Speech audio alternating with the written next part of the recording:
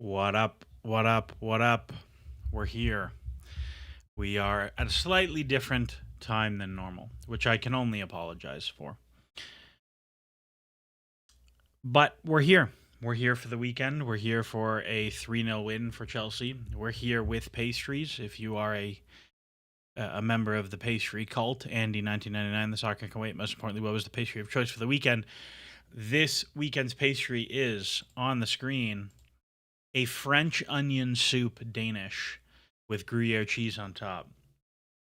And I got to be honest with you, it's maybe the best one so far. That's our pastry.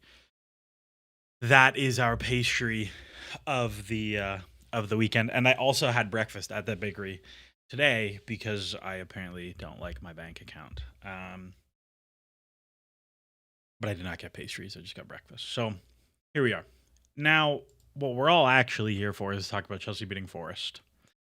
And I'm very glad that I have the chance for once to say, as you can see by the title of this stream, sometimes ball do go in your favor.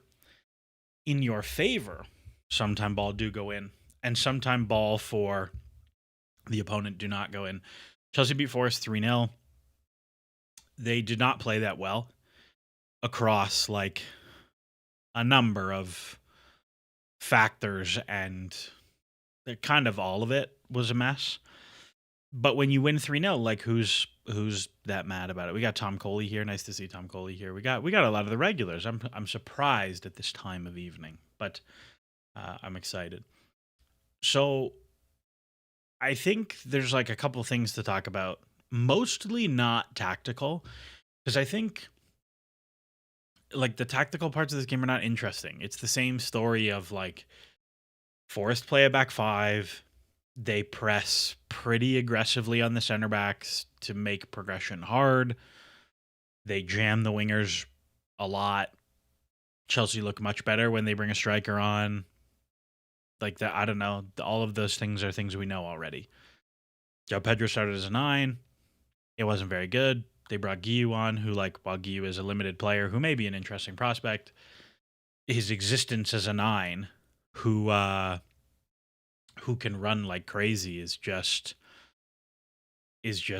like so beneficial to the team. Tom Coley asks, when was the last ball go in Chelsea game? That's a good question. Off the top of my head, there were Wolves at the beginning of last year was probably one. Because if I recall, that was like vaguely an even XG game, and then Chelsea just smashed them, like finishing wise. Yeah, like these are all kind of deserved. Yeah, the Wolves one, like the Wolves when you look at is even, and you score 6 goals on that. Like, yeah, you're pretty happy. Bournemouth away, as Wassa points out, another one to think about. But yeah, that's probably the one that came to mind. So, in terms of like things to actually take away from this game, I think there are a few, and some of them I said on Twitter and got yelled at a lot already. My number one takeaway is that this Achimpong fella seems quite good, doesn't he? I thought Achimpong was like genuinely excellent. I think his ability to defend in the channels is like maybe unparalleled by anyone in the squad except for Wesley Fofana. He's good in the air.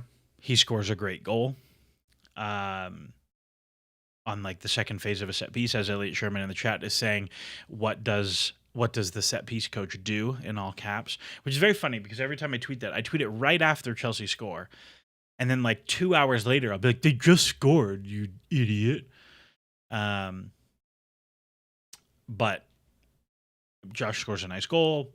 I thought in possession, he was just good. I think the thing that really shone for Josh in possession, Chelsea built with a back 2 most of the time. Like it was a very 2-3 buildy game, which has been kind of the trend lately against back 5s. And because of that, what ends up happening, especially when you play a 5-3-2, is it gets very man-marky very quickly, right? Like the two strikers press directly out to the center backs. The three midfielders can manage the six and the two interior fullbacks, and then the five just mark really tight man-to-man and smash people when they receive the ball. The onus then becomes like, who is going to be the player who creates +1 somewhere, whether they beat someone or they move off the ball. And a lot of times that was Josh dribbling past strikers and then breaking the line and creating from there. I think one of the things like that will come as a development piece is his like release after the carry needs a lot of work still. Like he will break the line and draw the next guy, and then he will keep going and he will draw the next guy and keep going and keep drawing the next guy.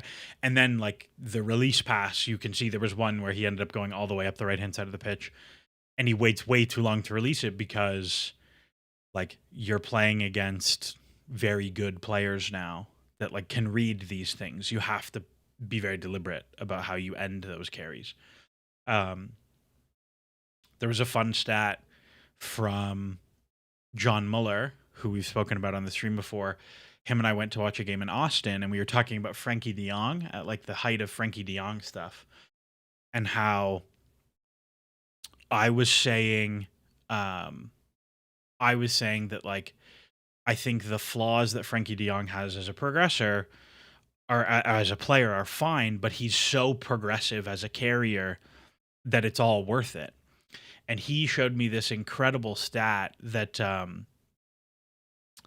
if you looked at the XGD in the 30 seconds after a Frankie de Jong carry, Barcelona had a negative expected goal difference, which is like a crazy thing because normally your expected goal difference after progressive actions is very high. And I was like, that's a very interesting stat. And so I think with Josh, like part of it being is like you need to learn how to release, and that's cool. He's young, so I'm very, very excited. I thought he was really good. I think the other thing that came up is Romeo Lavia, which a lot of people in the comments have talked about. Twitter really came for your neck after the Lavia tweet. I will open the tire fire that is my mentions and find it. I tweeted, this was at the end of the first half. I said, Lavia is simply not at the level. I do not know how anyone can see this any other way. And there are a lot of like things just like roasting me and whatever. But I think there were things fell into like a couple main veins, right? The first was, well, it's his first game back, like give him a beat. And I think that's fair. Like I think I was probably excessively harsh on this performance. Like I don't think he was terrible. No incompleted passes. He got turned over. This is bullshit. Zira dispossessed is wildly incorrect. There's a pass goes underneath his foot and he gets turned over for like a good chance the other way. Like that is wildly incorrect. The thing for me is like Lavia is really, really good at one thing, and that thing is just not that valuable. Like there are times where the dribbly player who like receives under pressure, turns, gets you going forward is incredibly valuable. Like I have said, the thing that Romeo Lavia does quite well is get Chelsea from their third from the edge of their third to the edge of the final third. Like he is a middle zone guy. Eocene V2 says Lavia is just Kovacic without passing or movement.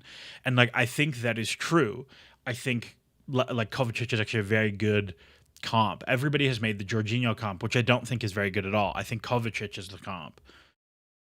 But Kovacic is way better than him. Like it's not.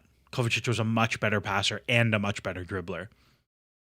And much better defensively, but like just putting that aside.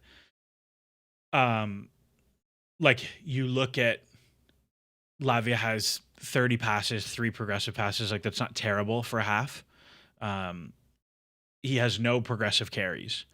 And so I think the thing when we're talking about Lavia is like, if Lavia looks good, it is him receive, turn, carry, drive.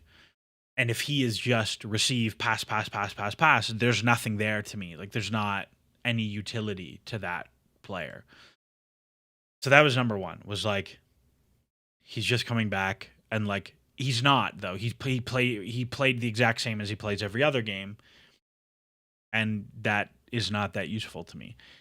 The second vein was like, no, Chelsea play so much better when he plays. And I mean, things like on off are extremely noisy, right? Like, so noisy.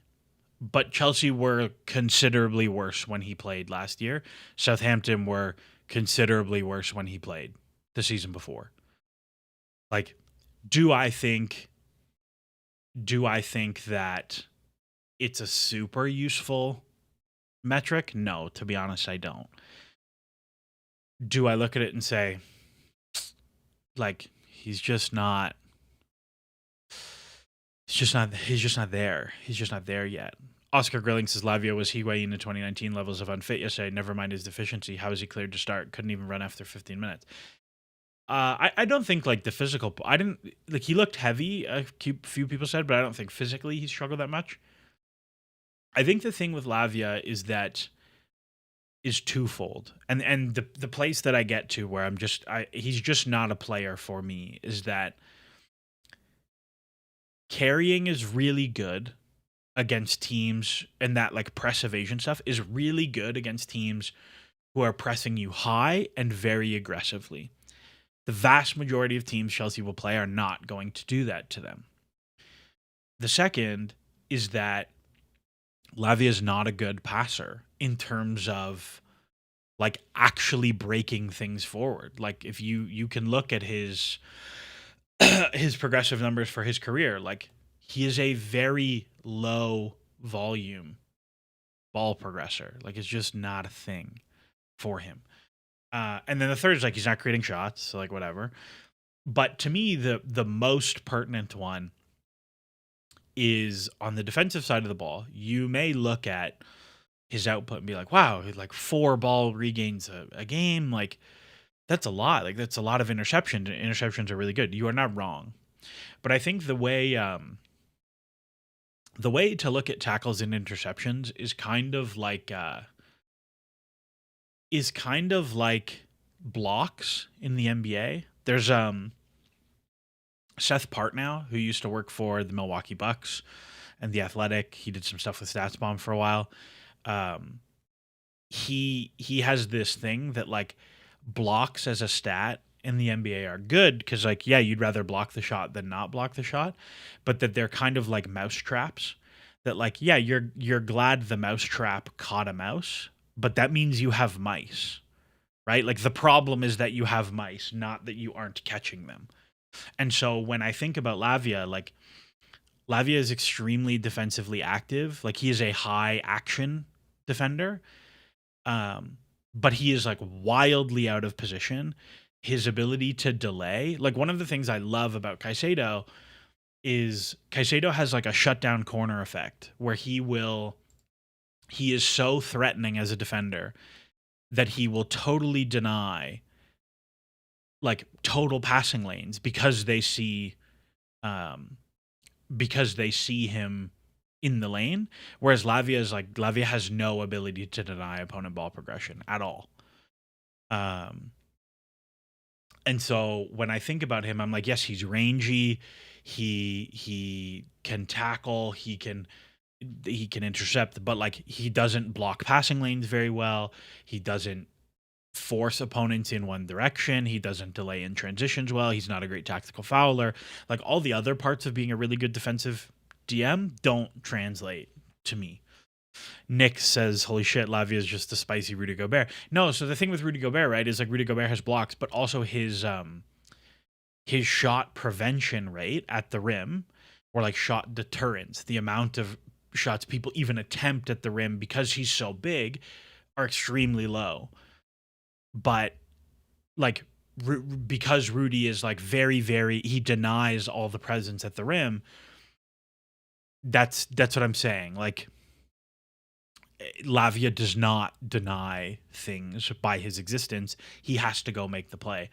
And so the place I get to when we come back to like Lavia is simply not at the level. And somebody somebody said it much earlier in the chat, and I forget who it was, and they put it in a good word. They said the only issue with that tweet, it was YJ230585. Said the only issue with your Lavia tweet is you said the level. It allows other people to put words in your mouth. You've been pretty clear about what you don't like. And I think the thing that is true is that what I mean by this is that like I do not think that Lavia is a positive squad contributor at his annual squad cost for someone trying to win the league, which is a lot more nuanced than he's not at the level, because Lavia is an interesting player. I think aesthetically he's better than he actually is. Like he's cooler to watch than he is effective. But I think in relation to like at 60 million with his wage packet, blah, blah, blah, his injury history, all of those things, like he's not someone you want around. So we'll see.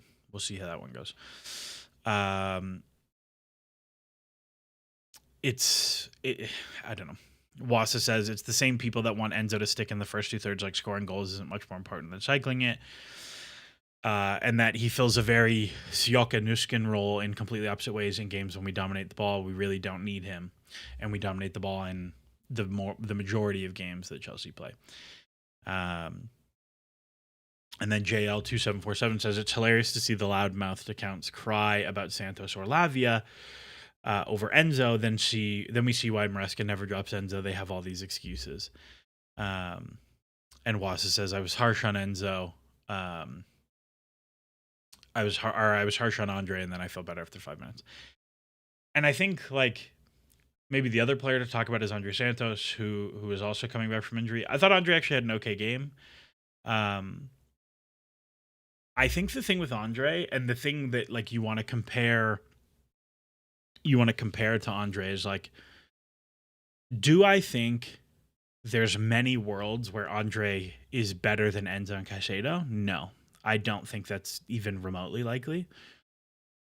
Do I think Andre is 1, very cheap, 2, unreasonably low wages, and 3, able to fill a variety of midfield roles in a way that makes him extremely useful to squad building? Yes, overwhelmingly. I think he's very good. I think he's very good, and I think he is a very well-rounded player who does a number of extremely valuable things. Like I think you compare him to Lavia, for example. I find Santos like kind of ugly to watch because he is like a little bit rough and dirty. His ball winning is like much more proactive to start transitions instead of reactive to defend moments. He gets into the box. He gets a lot of high quality shots. Like I think all of that stuff is really valuable. One of the things that I really flagged with Andre Santos is like actually he gets a good number of goals from midfield, which is always useful for a team who is trying to put up 90 goals. But I think if you look at like what is Andre Santos going to be, I think the answer of what he's going to be is probably actually like always the fourth midfielder who like subs in, rotates a lot, and all of those things. And maybe I'm wrong. Maybe he ends up better than all those guys. But that's kind of where I have him pegged right now, is like he just comes on off the bench all the time and does his thing from there. The main guy says Santos or Lavia should have been sold and Leslie should have stayed. Elliot Sherman brings up don't know who is buying Lavia right now. And Wassa says, I think we can actually ship him break even if he stays fit. But yeah, hashtag hard. And I think this is all the thing. Like you're just not getting off of Lavia. In terms of the other midfielders, Malagusto played as an 8 again. I think he was decidedly less effective in this game even before the red card. Again, I think it's like I get it. I understand. He's very, very useful off ball. He's extremely fit. He runs so much for you. Like, and I get looking at the team, like you couldn't start Moises. Like, I get it, but it is a thing that I'm like, I don't love this. So we'll see. Wassa says, think Andre can happily sit on 2090s a year, and if we need squad cost room, you move him for 50-man profit. I think that's exactly the case. It's like he plays 20 to 30 90s a year as like a rotation guy, and you're totally fine with it.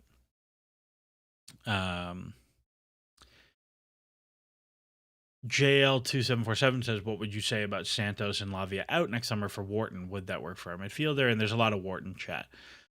I really like Wharton, and I really like Wharton particularly in comparison to Lavia, because I think the things that Wharton does scale really usefully. He is much less press resistant. So like when you look at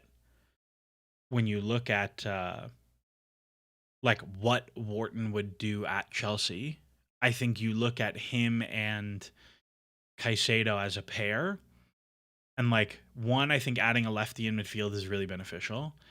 But I think really importantly is he's a really, really good forward passer, forward through the middle of the pitch, much better than Lavia. And so I would do that. But I would not be itching to move Andre Santos out. But I think if you were to do like optimal midfield construction, it would be like Wharton, Caicedo, Enzo, Andre are like the 4 guys that play all of the minutes. Something like that. The other fun thing was Chelsea scored another set piece. They used the same near post bunch that they've been running for quite some time. And it's a knockdown for Reece James. One of the things I found interesting is like tracking the XG for this game is like a real mess of whose model you use. So like Opta have it 2.4 to 1.7. FBref have it 2.2 to 1.7. I think Mark R stats had it 2.2 to 1.7 for Chelsea. Like it is a real mess. And I think like it's good stuff. I mean, you're always going to be happy when you get kind of that level of set piece juice out of it. I think, I don't know. I also don't know where they're getting one set piece XG from. I don't know where that's coming from. Probably from the offside header. Yeah, which was offside. So I don't know. We'll see. But Estevan's delivery is really good. I thought the routines was good. Like you're always going to be really happy if you're getting 0.8 XG from set pieces. That's always really, really good.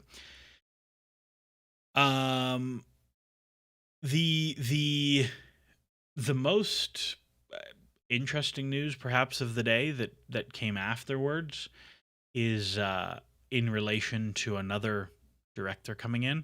A lot of people have asked in the chat, and I've seen 8 different spellings of his name. So I'm gonna look it up to make sure we get it exactly right. But it is Dave Fallows, not Michael Farrow or Dave Farrow or Michael Fallows. It is Dave Fallows. So here is what I have. Because a lot of people are like, he's Liverpool, he was in scouting, he's a data guy. What do you think, Kieran? What do you think, Kieran? And The briefing of his description when he are joining Chelsea is his responsibilities will include scouting, player pathways, and football development. He will work in partnership with the sporting directors, um, and the co-directors of recruitment and talent, Joe Shields and Sam Jewell. The Englishman helped install Liverpool's data-led approach to player recruitment, which was introduced following Brendan Rodgers' appointment as manager in 2012. He oversaw the signings of crucial modern Liverpool figures such as Roberto Firmino, Sadio Mane, Mohamed Salah, Andy Robertson, and Alisson. Prior to joining Liverpool, Fallows held roles at Manchester City, Newcastle United, and Bolton Wanderers. So the story with Fallows is this. Liverpool hired Brendan Rodgers, and they want to modernize their recruitment under Damien Comolli. Damien Comolli was from Deck Tech Sports, which was like one of the OG analytics groups. Michael Edwards was there. Ian Graham was there. Like a lot of the OG analytics guys were there. And they ended up going to Liverpool. They worked at Spurs for a little bit, but they ended up going to Liverpool. Fallows was not part of the analytics guys. Fallows was like a Northern Ireland international. He was a traditional scout at Manchester City with a guy named Barry Hunter. Him and Barry Hunter were poached from Manchester City to join Liverpool. Pano Footy says, I heard he's the dude who hacked City's data stuff too. So the story on that one is that when Fallows and Barry Hunter came to Liverpool, they never lost their login to their Manchester City account for like Scout 7 or one of the like scouting databases. So they took City's scouting database. And I think Liverpool ended up having to pay City $1 million as payback for it. This happened in the NBA with the Raptors and the Knicks. But he came with Barry Hunter, and he was part of the original transfer committee. If you think back to the Brendan Rodgers day, they didn't have a director of football.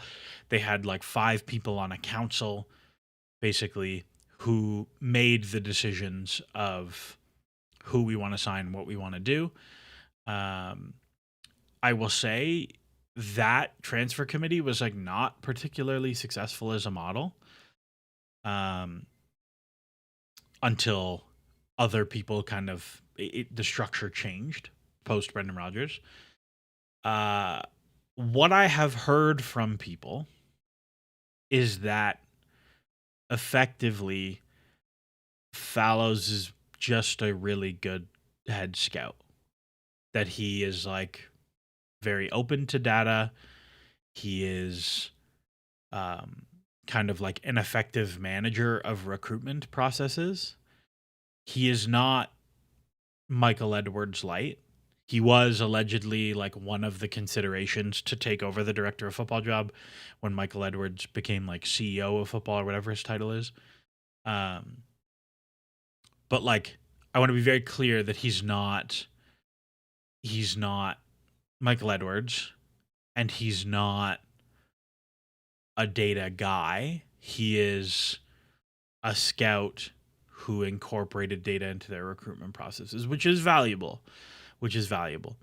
And I will say, unlike Lawrence Stewart and Paul Winstanley, he has a track record of his recruitment actually leading to winning. Like, Paul Winstanley was the underling to Ashworth at Brighton. He like did not accomplish anything at Brighton himself. Lawrence Stewart was at one of the worst Monaco teams. I have spoken to people who like know Lawrence Stewart and think he's a reasonably sharp guy, but like neither of their track records are particularly amazing. Fallows has actually brought in many players for a team that won. There's the famous story of Jurgen Klopp wanting Julian Brandt and the data department, including Dave Fallows, being like, no. Trust me, you want Salah. So what I will say is as like whatever about the big processes. I think Liverpool's hit rate on recruiting attackers over the past 10 years is frankly like unbelievable. If you look at all of the attackers they bought from 2012 on, like, let's see. Let's see. Let's see. Do, do, do, do, do, do. Do, do, do. So if I go look at all of Liverpool's transfers while he was there, you've got Sturridge, Coutinho, Fabio Barini. 2 out of 3, you'll take it. Asaidi cost you nothing, and you probably sold him for profit. Yago Aspas, miss. No problem. Lallana, hit for them. Balotelli was fine. Origi was fine for the price. No problem. Benteke, pretty big miss. Firmino, pretty big hit. Danny Ings, pretty reasonable at the price. Awani, not bad. Sadio Mane, big hit. Mo Salah, big hit. Dom Solanke would have been a big hit. Jordan Shaqiri, cheap, didn't work out. Jota, hit. Like their hit rate on it, that Luis Diaz hit. Their hit rate on attackers was pretty good.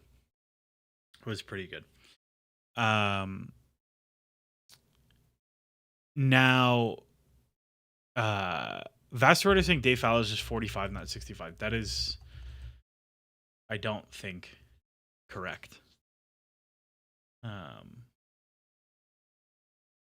No, he's 65 years old. So yeah, he's old. Now someone said in the chat, surely Fallows 65 isn't coming to answer to rookies like Windsor, Shields, and Jewel. My guess is that he is coming to be an adult in the room for the recruitment processes. And I'm not going to say no for it. Now, I think attributing things to directors is really hard, and like who does what. But I think having an adult in the room who's been there in one thing and like has bought legit very good players, I think that's going to be pretty useful. I think that's going to be pretty useful to have in the room. And who knows, maybe we never know, like he's coming in to work with them. You never know if one of the directors is leaving. You never know. So that is my big take on Dave Fallows, is that, like, as Wassa says in the chat, I think this is a good move, but realistically, I have no idea about this stuff. Like, I think we don't know how responsibilities are going to be divvied up. We don't know who's going to be doing what. But I am happy to have someone who, like, has been part of processes that have actually led to winning. And I'll take that. So that was all the big news. Malagusta took another red card. I don't know. What else do we want to talk about from this weekend, for next week, for Ajax, for everything? What do we want to talk about? Andy 1999 says it currently feels like each of the director just gets to buy one player each. Yeah, somebody made a joke that, like, we're going to have a sporting director for each player, and they're responsible to bring them in and to get them out eventually.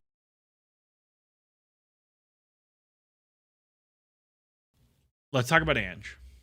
So, one, I think that he is an idiot for taking the Nottingham Forest job. Like, totally different style to how they've been playing. I think was a bad idea. Okay? Like, not smart. Not smart at all. However, I think Ange is a pretty good coach. Like, they smashed Betis and were unlucky not to win. They play Sunderland even and lose. They play Midtjylland even and lose. They get smashed by Newcastle. They play Chelsea even and lose. Like, that is very unfortunate. So Sir Valerian brings up, like, I mean, he got 7 million for 39 days of work. You're not wrong, but I think from like a chance to be successful perspective, I think it was very unlikely. Um, Now, I think in terms of Ange, I think the reality is if he wants to coach at a big club, he has to do set pieces. You cannot ignore a whole phase of the game and be like, it just doesn't interest me. Like, that's professional malpractice. So, on that front, like, as long as Ange's opinion is, if Elliot Sherman says the money's great, but I can't see him getting a Premier League job again, like, this is my thing. If I was West Ham and I was like, well, maybe we want to play like a real attacking style. Like, maybe we hire Ange. Like, I would call Ange in for an interview and I would say, "Hey, if we give you a set piece coach and you don't have to do it, but you do have to give him 20% of the training time, would you do it?" If his answer is yes, I would hire him. If his answer is, "Nah, mate, doesn't answer me," I would not hire him. Like, one of the things I very much care about in my managers is the ability to learn from the things that have gone well for you and the things that have gone poorly from you. And like, they have been a truly dog shit set piece team forever. And if you're like, I'm just gonna lose. I don't care. I'm just gonna lose. Then like, I'm not gonna hire him. But I think his in possession stuff is super real. I think there's a lot there. To me, if I was Postecoglou, I would either hire him in a weaker European league for a really good team. Like, if I was Benfica, I would hire him. Oh, the things he would do to teams in Portugal. Like, that's where I would that's kind of the job I would target for him. Um and go from there. Like, I think there are a number of MLS teams who should really look at him. And but that, I think that also comes with the contingent of like, hey, you have to take set pieces seriously. If you don't, I'm not hiring you. So we'll see. And maybe he's like old enough that he's like, no, I don't care. I'm not doing it. Um it is what it is. But yeah, I think Ange is like largely a pretty good coach and a pretty good guy.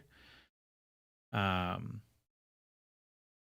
like I think the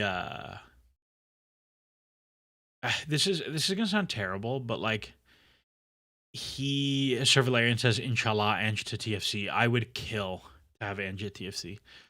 Um, Ange to Atlanta United would be fun. I think there's a lot of really fun places you could go in MLS. I suggested Colorado because they have altitude, so you could do lots of fun things by being a super aggressive team because you train at altitude. Um,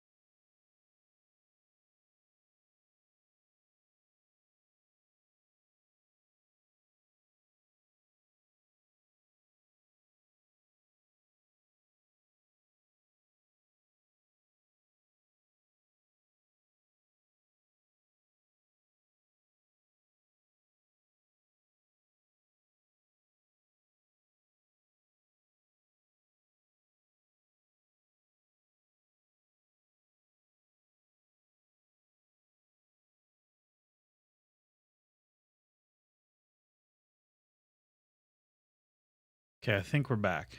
All right. I don't know what happened. What I do know is that I was totally wrong about Romeo Lavia. I think Lavia will be an excellent professional. I think, frankly, my treatment of him, of Romeo Lavia, was inappropriate, and I deeply apologize to him as a player, as a defensive midfielder, as a human being. I want to put it out now that the model tells me Romeo Lavia will win a Ballon d'Or. That's what I have to say. Um, yeah, no, I have no idea. My mic and camera just like totally popped off, so I got no idea. My bad. I honestly can't remember what we were talking about now. I think we were talking about MLS stuff.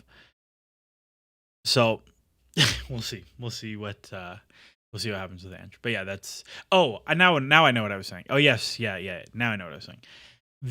I do think one of the things that Ange did like poorly is I think he had the same thing as Graham Potter, where he like bought into like his own shit. Like where Potter had like he hired the style consultant and like had a glow up and like lean in, like Ange leaned into like, yeah, I always win a trophy by my second year thing. Like, shut up. Nobody cares. Stop talking about it. You won a trophy and got fired. Like, please stop talking about it. That I think is a problem that you probably want to avoid. I do think the other thing that is unfortunate for him is like Forest are moderately worse than they were last year. But they were really bad. They weren't that good last year. Like they're not that good a team. So I think that's something to be mindful of. The other thing that I want to talk about from the game, because I forgot to bring this up, is I want to talk about Chalobah. Because that was the other thing that happened was like I talked about Chalobah and I got ripped for people. I don't think Trev had a great game against Forrest. I don't think he was bad either, though. Like, I thought he was fine. And there were two things that I thought were interesting. One is that, like, first off, people are posting, like, fail compilations for Garnacho and Chalobah. And I'm like, you won the game 3-0. What is wrong with you as a human being? That's the most insane thing I've ever seen. And then at the same time, people are like putting compilations of Lavia like passing the ball backwards, and they're like, my DM. And I'm like, what are you talking about? Anyways, what I tweeted about Trev was Chris Cross, our friend Chris Cross, said, if we're being fair, then is Trev at the level? And I think if we go back to what is the level? If the level means relative to contract value in the pursuit of a title, is Trev at the level? I think Trev is good enough to start for a title-winning team. I think he has to be the worst player in the pair. I don't think he can be the best center back in a Premier League title-winning team. But I think Trev is really good. And like, not to be that guy, but like I posted the picture with the Patrick Waugh quote, like the where I gotta find mine. I tweeted this. I tweeted the picture of Trev winning all the titles with the Patrick Waugh quote. I can't hear him because my 2 Stanley Cup rings are plugging my ears, which is like just an all-time quote. Now, like, I think the thing with Trev is, and what I said, by the way, was the exact wording was Trev is a starter level center back for 17 out of 20 Premier League clubs and third choice for the other 3. Lavia is nowhere near that. Now, listen, if you go through the teams, I don't think he starts for Arsenal. He's like definitely worse than Gabriel, and Saliba. He is worse than both of them. I think he is definitely worse than Van Dijk and Konate. I think he is definitely worse than Diaz and Gvardiol, or Stones and Diaz, or Stones, Diaz, and Gvardiol. Like, I think he is worse than those guys. Nimadas fully says he ain't better than Mascara. Chalobah is so much better than Mascara. It's not even close. And so, like, those are the three that I look at, and, like, he's definitely not starting for them. Then you get to, like, Spurs. Is he better than Christian Romero? He's different. I think he's probably worse than Romero. Is he better than Van de Ven? Maybe not. Like, this should probably be 16. And there's a reason I said like, because it was just me flying off and just saying it. Is he better than Botman and Byrne, or Botman and Schär? Yes, no question. Like, if we just go through the Premier League table from the beginning. He's not better than for Arsenal. He's not starting for City. He's not starting for Liverpool. He's better than Senesi and Diakite, no question. He maybe doesn't get into Spurs' best starting 11. I think that's probably fair. I mean, Chelsea have been at their best when it was Colwill and Chalobah. That's the best Chelsea have looked in the most recent years. I think he's definitely a starter at Chelsea. People are going to talk about Fofana, who's like a theoretical player. He's either not fit, and when he is fit, he doesn't play that well. Like, I think Chalobah is a better player than Wesley Fofana. Sunderland obviously starts.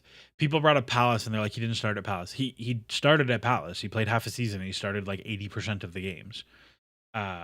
And he's definitely better than Lacroix, or I think he's probably better than Gehi, which I don't think most people would agree with, but I think he's better than Gehi. Definitely starts for Brighton. Definitely starts at Everton. Definitely starts at United. Definitely starts at Newcastle. Definitely starts at Villa. Like, I saw someone say he's worse than Ezri Konsa and Pau Torres, which is just an insane text to receive. Definitely starts at Fulham. Definitely starts at Leeds. Definitely. They said he wasn't better than Pinnock and Collins at Brentford. Like, at some point, and this person said to me, like, they were like, why are you so mad about this? And I was like, if you think that he's not better than Ethan Pinnock and Nathan Collins, like, there isn't a conversation to have. Like, if you think like he's not better than players he's objectively better than, there's no conversation. There's no point in talking about this. Like, you're just wrong. And I don't know what you want me to do. And so there you go. Like, it is what it is. Why doesn't he start for England over Ezri Konsa? I mean, does Ezri Konsa start for England? Like, okay, like, I think he's considerably better than Ezri Konsa. So Chalobah's already made so many errors already this season. Fulham King goal. Well, that wasn't a goal. He got fouled. Bayern own goal. Happens. United red card. I mean, he didn't get a red card against United, and the red card against United wasn't his fault. Brighton red card. I mean, yeah, kind of unlucky on that one. Brentford second goal. I don't know how that's his fault. Yeah, I mean, I just think, like, he's a very good player. Like, is it actually 17? No, it's probably like 16, maybe 15. But, like, can you win with a starter? Can you win a title? Like, so let's say he's at the 15th. That means he's the 10th best center back in the league, 11th best center back in the league. Can you win a title with an 11th or 12th best center back in the league? Yeah, I think you obviously can. I think for sure you can. I think it's no question. Niemedes Philly says, you see that Schlotterbeck performance on the weekend. I need him. I know he's left footed, but so good. I love Schlotterbeck. He's really, really good. Schlotterbeck was on my list of like left back, left center back guys. Him and Hincapi and Hato ended up there. The Lincoln goal is probably the worst mistake, but I mean the Lincoln goal is Enzo's fault. Like this is my thing. It's just like I don't.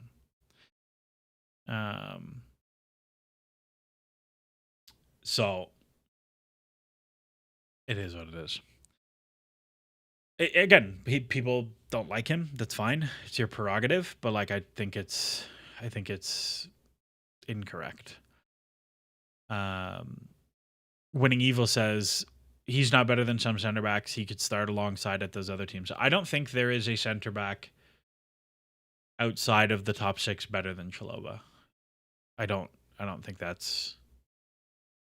Yeah, I don't think there's anyone that I would say is better than him outside of, like, I think Trev is really like, and I understand that I'm probably 99th percentile on my evaluation of Trev, but like, I think he is really, really, really good. Really, really, really good. Like, I think he's a truly excellent player.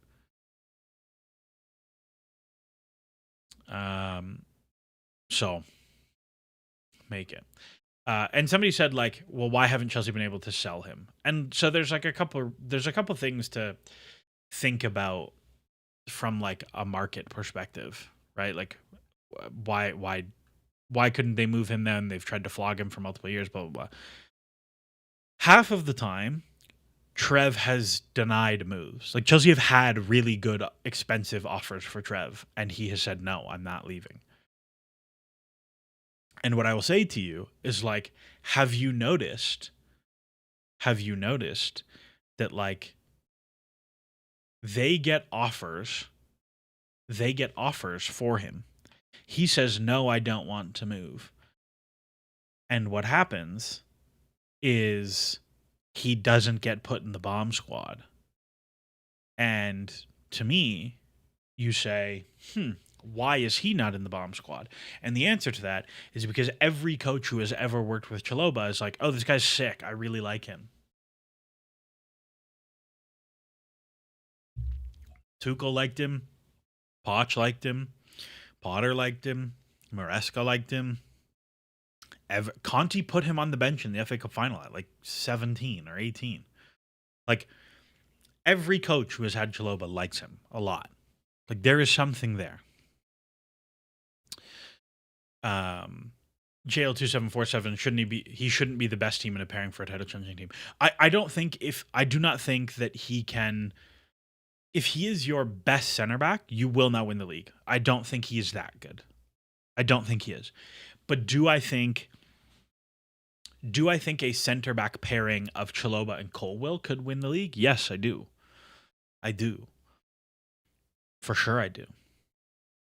So, I don't know. Ahmed Abdul Kader says, can you fully evaluate Chalobah? Is his well-roundedness what you like? Because to me, he seems like a 6.5 at everything, and that's useful, but not a hill to die on for me. Let's talk about Chalobah. Let's talk about his game as a whole. Because honestly, he's worth it, and I think he's fun to talk about, right? I think he's fun to talk about.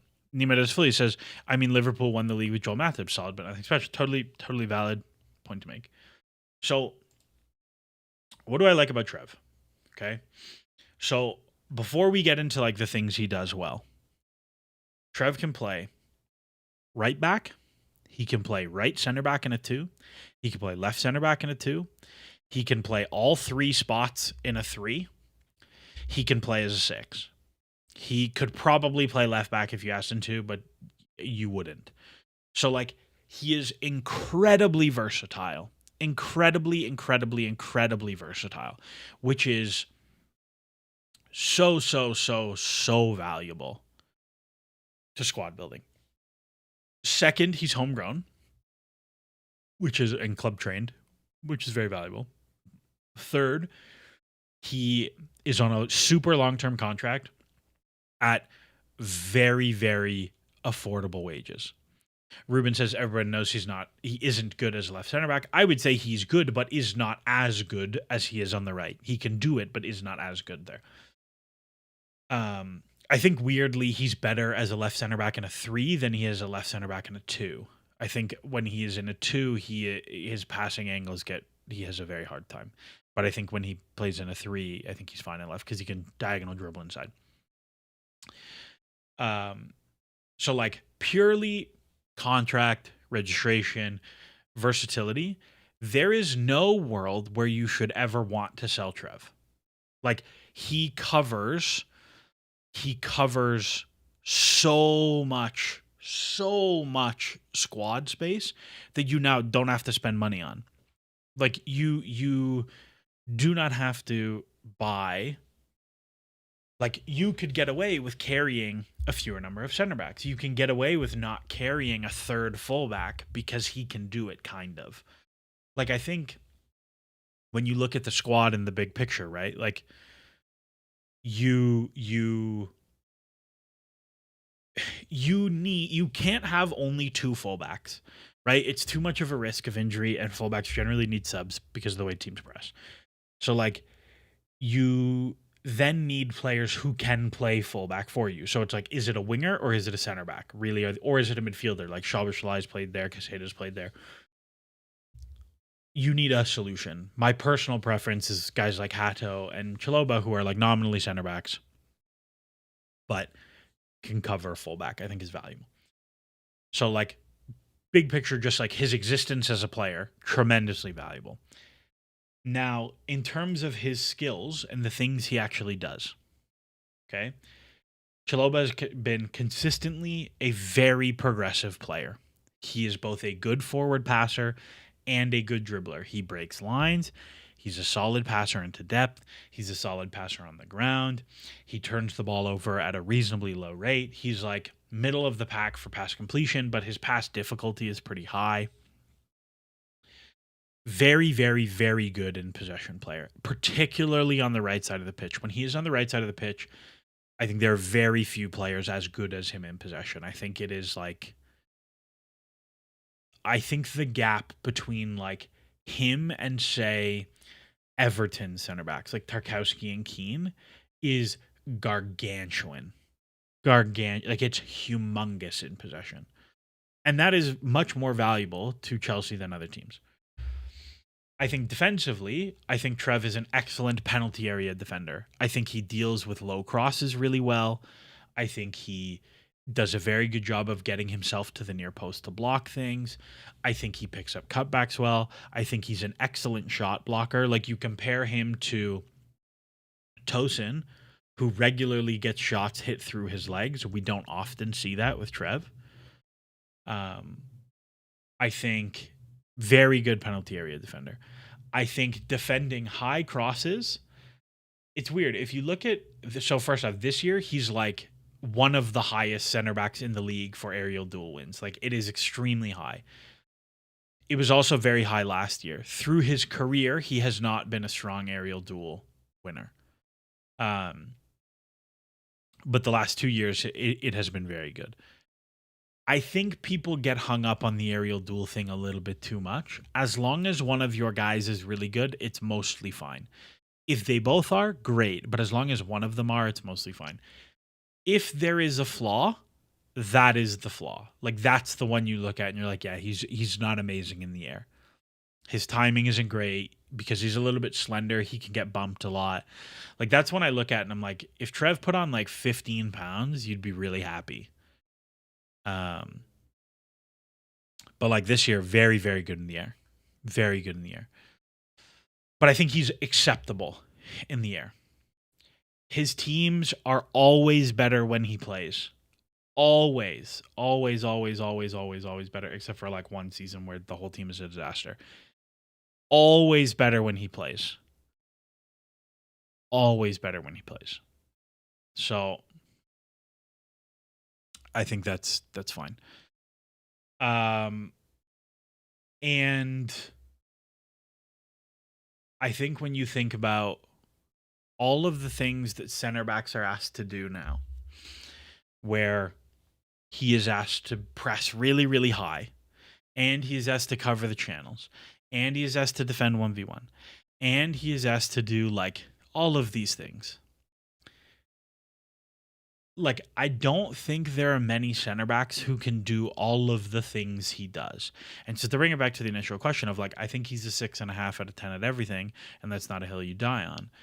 I think he's an 8 out of 10 at everything and 9 out of 10 at some things, but I don't think there's anything that he's a 4 out of 10 or a 5 out of 10. And I think being that player is tremendously valuable. Tremendously, tremendously valuable. So to me, like, also the other thing, his win rate in 1v1s in wide areas is unbelievable. Unbelievable. It's like 67%, but if you look over his whole career, like, he has consistently been a very good 1v1 defender. Like, he is legit a great defender. Like 70%, 70%, 52%, 90%, 100%. Like, he is legit very good. So that's why I like him so much. Yeah, I don't know. Do I think he's the best center back on a Champions League winning team? No. Do I think he can play for a Champions League winning team? Yes. Do I think he's the best center back on a Premier League winning team? Probably not. Do I think he can play a lot for a Premier League winning team? Yes. Like, to me, the conversation about him is just like so misguided. Like, what conversation are you trying to have? And so, like, to me, he is a I treat this. He's the easiest ball knowledge litmus test ever. If you think he's bad, you know nothing. Like, that is to me, that's the whole thing. Like, if you think that he's great and he's like he's a great third center back, no problem. That's a valid take. Do you think do you think like he's a great squad player? No problem. If you think he's bad, like, you're actually an idiot. You're actually an idiot. Like, that, I think, is unbelievable. Jackson Shuttleworth says so many top center backs nowadays make mistakes. Konate, Upamecano, Van Dijk today. Trev doesn't make more mistakes than them. This is the thing, right? Like, the way the game has evolved is center backs are put in like remarkably compromising positions. The asks of center backs today are ridiculous. Ridiculous. Like, you again, center backs are asked to press strikers to the opposition penalty area and follow them in man-to-man marking schemes, and also defend into the channel against like rapid wingers, and defend the penalty area, and win high balls 1v1. Like, all of these things. It's simply not possible to do that and not look like an idiot sometimes. Like, that's the reality of the asks of center backs today. And that's okay. And there are just not that many center backs who can do all of the things he does. And so I think it's the same with Colwill. Like, Colwill has flaws. Like, he's a little bit slow. He's very limited on his right foot. He's not amazing in the air. Like, there are flaws with Colwill. Colwill's a much better passer than Trev is on his left foot, than Trev is on his right foot. Colwill is probably better. Like, Colwill's error rate is probably lower. But, like, Colwill makes mistakes and looks like an idiot sometimes. It happens. It happens with Van Dijk. It happens with all these. Like, it's a thing. Do I think a backline of Colwill, Achampong, James, back three would win the league? I would never play Achampong as the middle of the three. But sure, why not? I don't know, James your left center back and Colwill middle. Like, I don't know. There's lots of weird things you could do. Bit late, but is the new 2-3 build a permanent solution for when the players come back? Or do you think it's Maresca's solution without a center back and Palmer and a 9? So I think there are a couple valuable things, but I think it will be situational. I don't think it'll be all the time. So The way the 2-3 has mostly worked is you end up with something like this, okay? And part of why I think it works particularly well when Chelsea play back fives, or why they have gone for it when Chelsea play back fives. Oh, it's not showing my... Hold on. It's not showing my screen. Give me a second.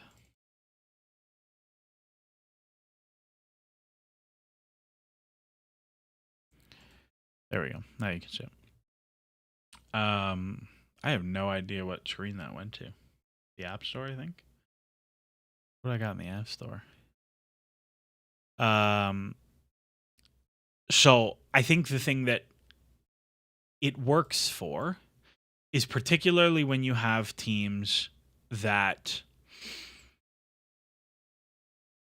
you want the extra player high and you want flexibility with who you want coming low, if that makes sense. Like, the nice thing about this is that because you have the 5 here, like, you can end up in lots of situations like this and it's fine, where it can be harder from the 3-2 to get that movement.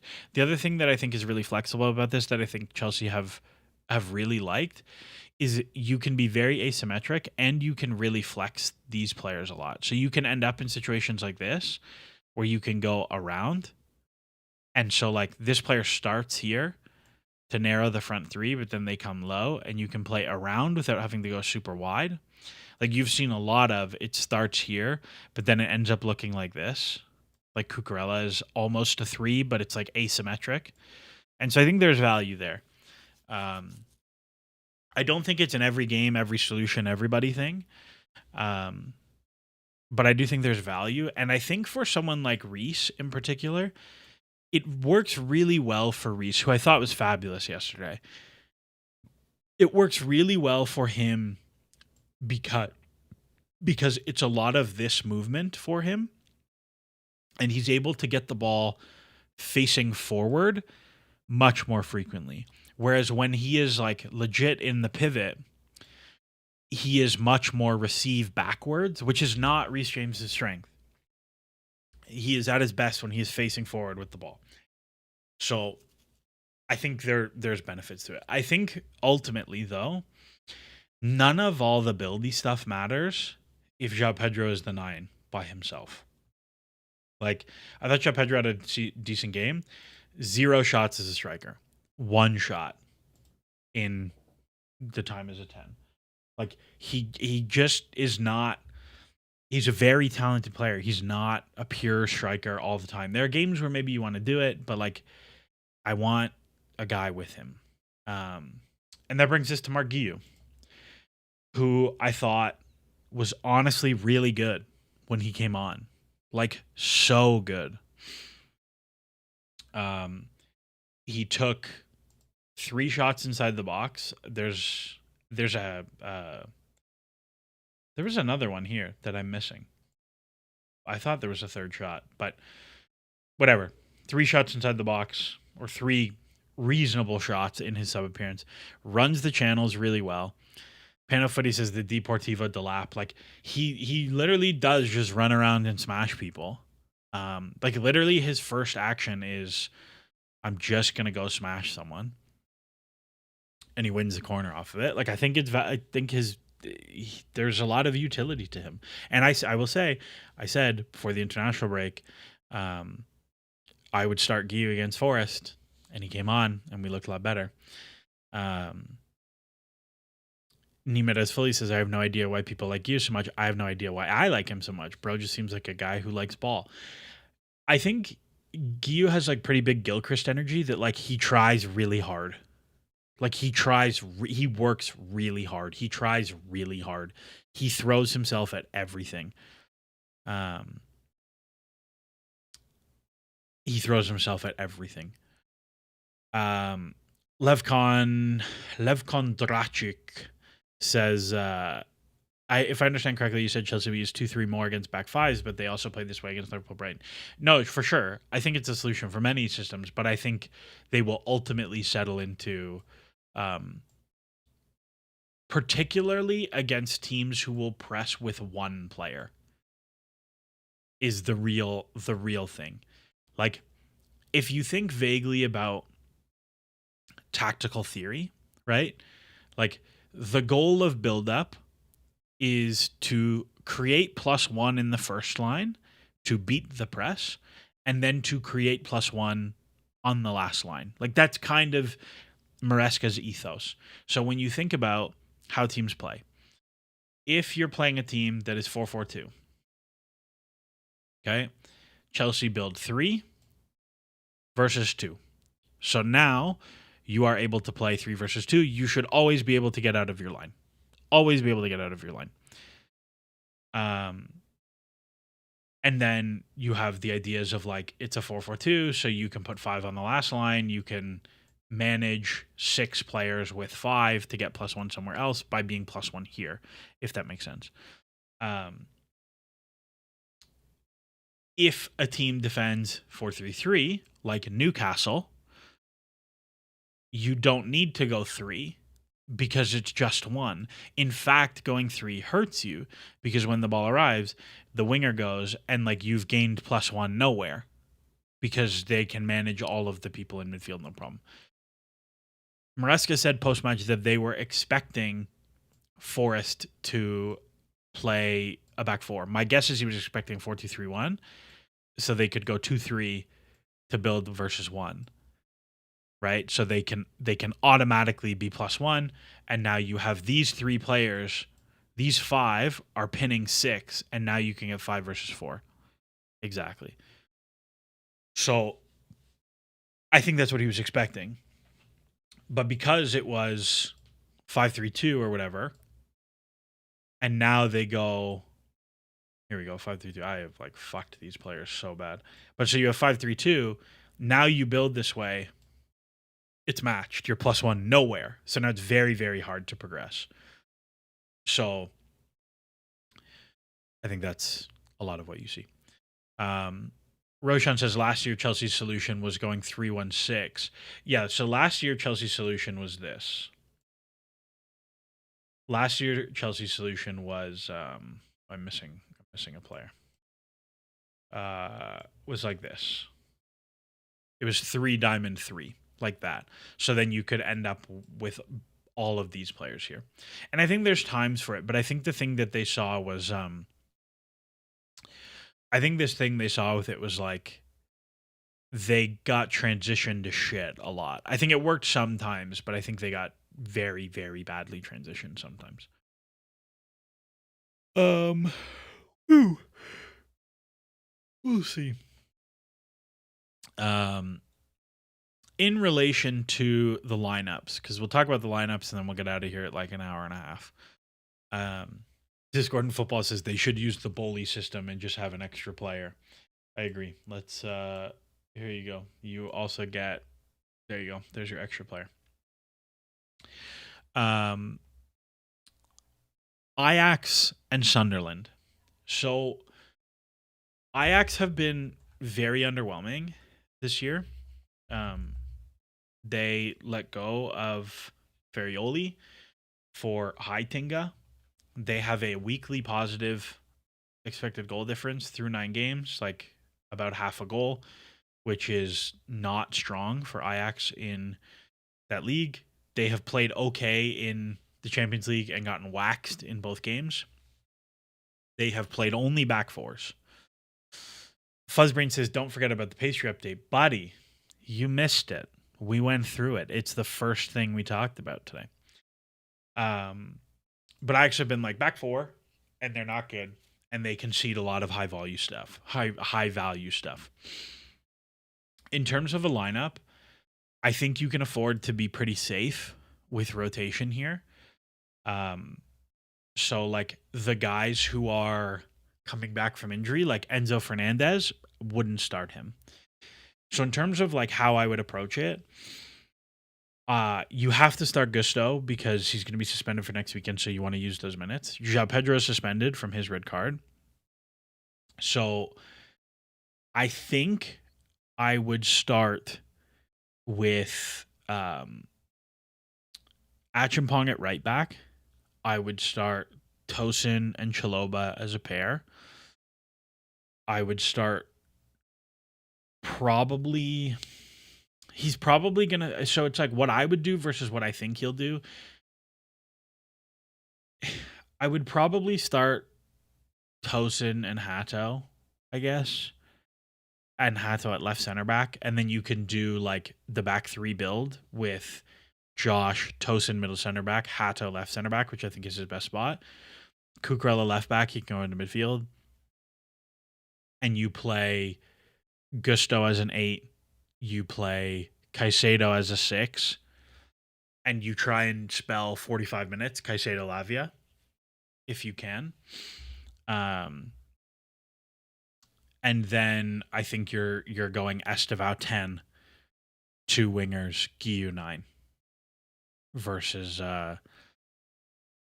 Ajax is how I would approach that game. But like I think you can get away with it. I think you can do a lot of different things and just play a fairly normal 4-2-3-1 game however you want. I think Sunderland are maybe more interesting.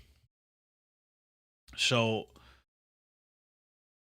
Sunderland are also back four. They have been much better defensively.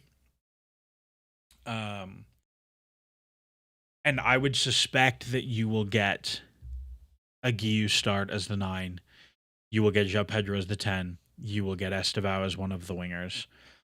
Like you'll get Estevao and Neto as your guys. And then you'll get Enzo Caicedo. And you'll get like the full cavalry. That's kind of what I would think for that game. Bad Rabbit says, "Hey everyone, sorry I'm late." Yeah, you missed the whole thing. But like I look at it and like I think Sunderland's gonna be a fun one. I actually don't know who I have in the sexy spreadsheet as Sunderland. Who do I have as Sunderland? We won 4. Leicester, I guess. Who do I have as Sunderland? A good question. We won by 4. If we won by 4, it's Southampton, I think. Yeah, it's Southampton. Yeah, it is indeed Southampton. So we won both those games, so that's like less of a thing to worry about, but we'll keep it in mind. We'll see what happens. Bad Rabbit says, "I thought of you when I saw Neto running cross on the left." Man, I just think Neto's better on the left. Like the thing he does is get to the goal line and cross. That's the thing he does best. So like just do that a million times, please. Yeah. We'll see. We'll see how it plays out. But I think there's a pretty good chance Chelsea win both games this week, and it is this weird, isn't it? Isn't it weird that like so we look at the sexy spreadsheet, right? The XGD is so bad by comparison this year. And it's like on both ends, like defensively worse. In possession has dropped off. The shots for are down. Shots against are a little bit down. Box touches are a little bit up. Box touches against are a little bit down. Like metrically, it's bad. A lot of that is with 10 men. Whatever. And I think one of the things that is funny to me is that like all of that being said, right? Where's my table? All of that being said, Chelsea have been not very good. They've had all these crazy red cards. Blah, blah, blah, blah, blah. And yet, Chelsea win versus Sunderland next weekend. Bournemouth draw, Forest. City draw, Villa. Arsenal draw, Palace. And all of a sudden, Chelsea are like 3 points off first while playing terrible. In a season in which, like, they could have... They don't take a crazy red against United, maybe you win that game. All of a sudden, you're on 17 points. You're second in the league. And all this drama, we're not competing, blah, blah, blah, blah, blah. This is disaster. Chelsea are right. This is fine.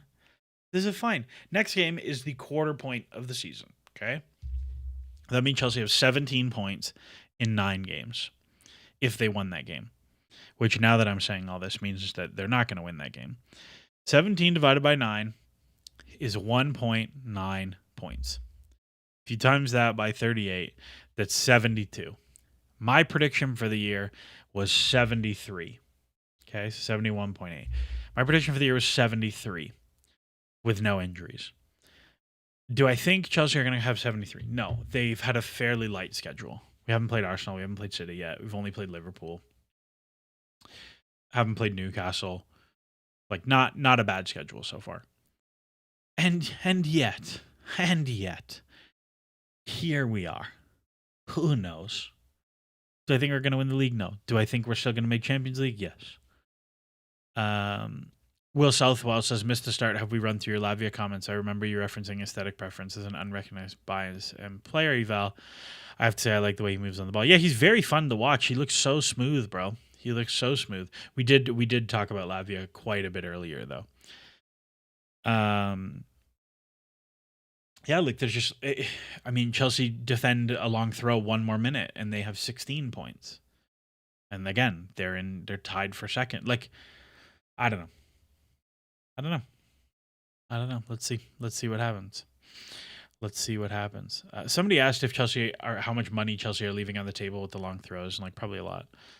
The main guy says, "What's your take on Seb C's 15th prediction?"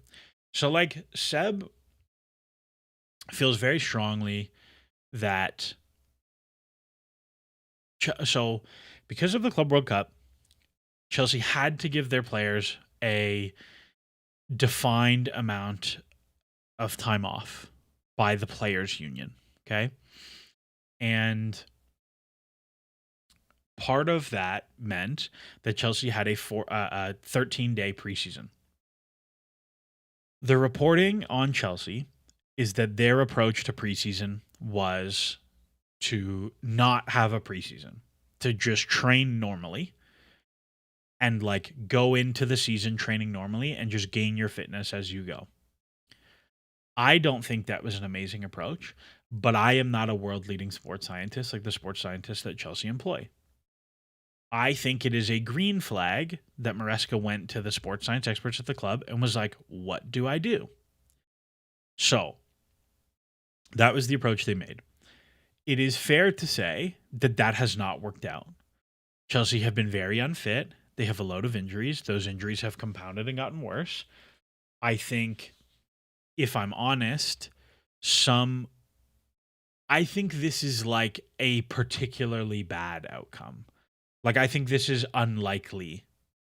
It is, I think this is like maybe a 5th percentile injury outcome. I think generally you get away with it more than this, is my take.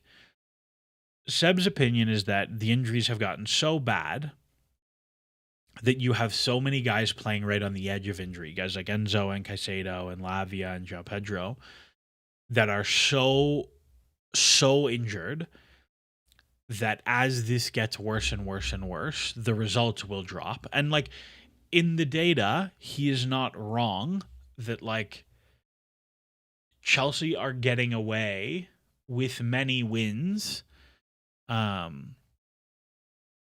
Are getting away with many wins while not playing well.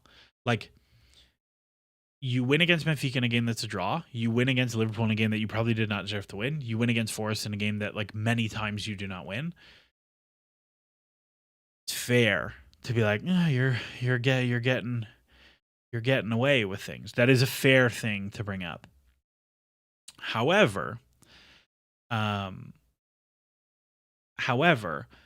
I think it's actually unlikely that. I think it's actually extreme. Well, in terms of 15th, I think there's no chance. I think there's like the point like the comparison to 2015-16 is like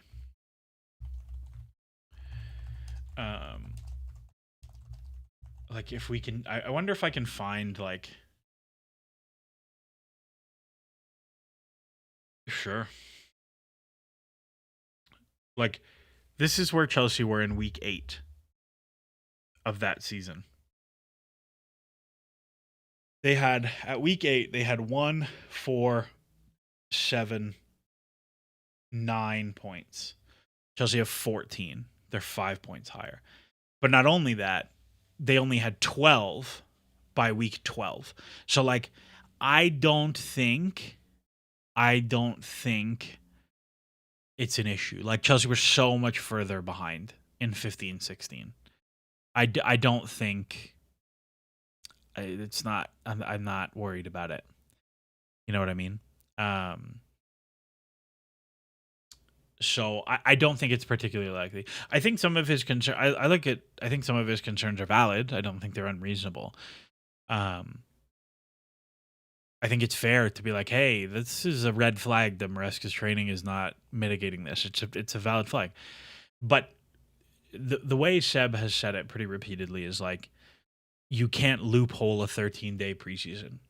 And the counter argument is like, well, it's not a loophole. It's what they had to do. Like they couldn't say, hey, we're not playing games the first 3 weeks of the season. Like they tried. They asked the league and the league said no. Which, by the way, like, the Premier League are dumb the Premier League are very dumb. I think this is one of the things that really bothers me is like they're not supportive of their teams in Europe, and like it would not have been hard for them to say like City, you're not going to play the first weekend, and Chelsea, you're not going to play the first 2 weekends, and then we'll make it up on midweeks later because like it just would have made sense to do, but they're never going to do that. So. And of course, there are alternative approaches. Like one of the things that Seb has said, and that I thought would have been a reasonable approach, and how I probably would have looked to approach it, is you split the squad, and some people do the Club World Cup, and some people do the league. I think is reasonable, but the counter that I have to that is like, one, we don't know that would have worked. Two, there's a reasonable chance that you end up messing up both things. You don't win the tournament, and you lose a bunch of the games at the beginning of the season, and then you have neither thing. And so like we don't know that it would have worked. It could have even backfired even more. And then you have the issue of like, well, who's in what squad? Like if you say Andre Santos, you're not going to start at the Club World Cup, but you are going to start the Premier League season. Like, is he happy about that? Is that a trade-off you want? Do the new players you buy go somewhere? I think that's really hard. I think that's a really hard sell to make work. So I look at it and I'm like, the thing they chose to do didn't work. However, I'm not sure there was a thing that would have worked. I don't think PSG are also crocked. Like I don't think there's a thing here that would have worked. I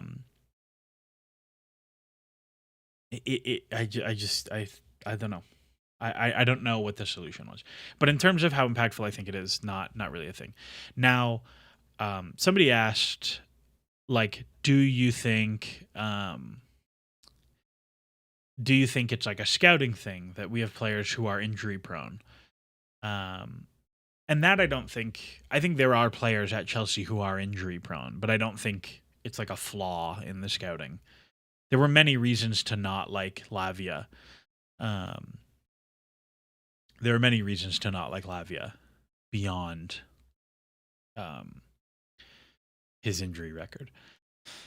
Winning Evil says, I'd argue the hits we're taking now are worth it given we won. It meant a lot to the club group of players. I wholeheartedly agree on this front. Like the one, the prize money's pretty big. Two, like actually winning, like as much as people are like the Club World Cup is a Mickey Mouse trophy, it doesn't matter. Tell that to all of the players who played in that tournament, because nobody played like it was a Mickey Mouse tournament. Everybody played their starters and everyone tried. So like I don't want to hear that it was a Mickey Mouse tournament, because it didn't act like that. It didn't play like that live.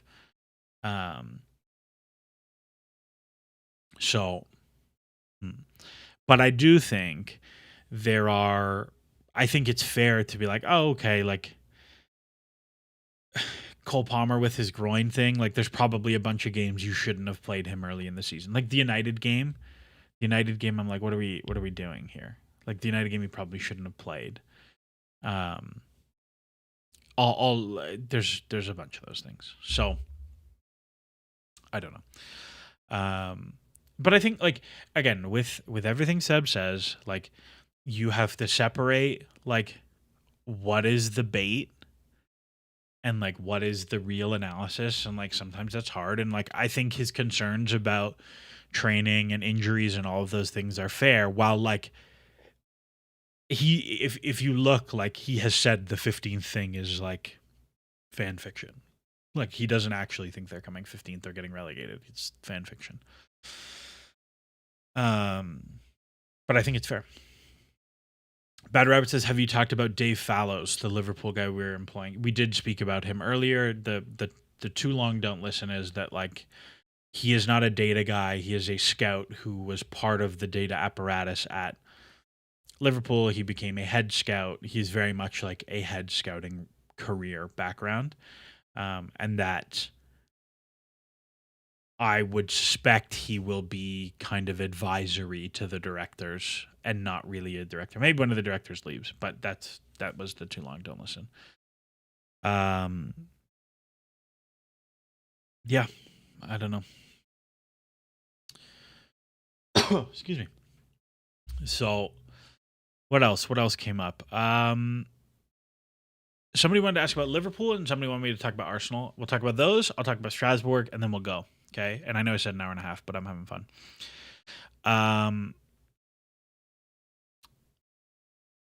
So let's talk about Liverpool.